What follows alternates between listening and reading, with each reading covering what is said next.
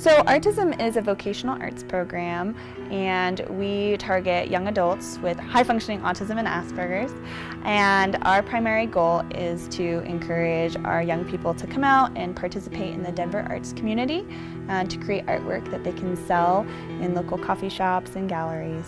A place for people who are on the spectrum or who have autism to come together and really build their artist identity. Thank you. I think that looks good. I love it. When we start a new session, generally I look for new faces. If there's any new folks, we introduce ourselves, make sure everybody knows each other's names. And then we do a brief discussion about why we're there.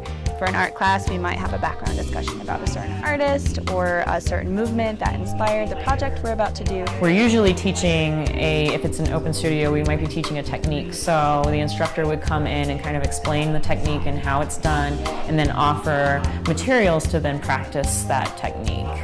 After somebody completes an art piece, generally I'll file it in the garden office.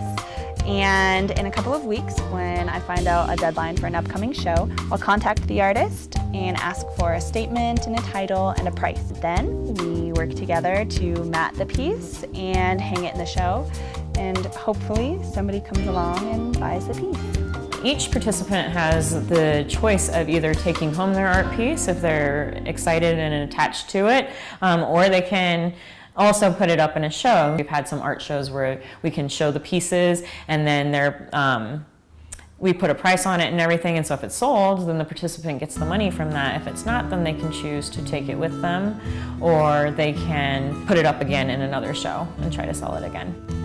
Definitely artworks that our participants have created. We created last winter a superhero pop art series. There was one that was Wonder Woman, there was Captain America and Superman, and those were my absolute favorite. And I think they were favorites of others as well. All three of those pieces sold. I think they also enjoyed the superhero pop art series. It seemed to be a favorite amongst participants. I also think the clay studios went really well. We did clay hearts, and those went well with participants, and those also did well at the shows.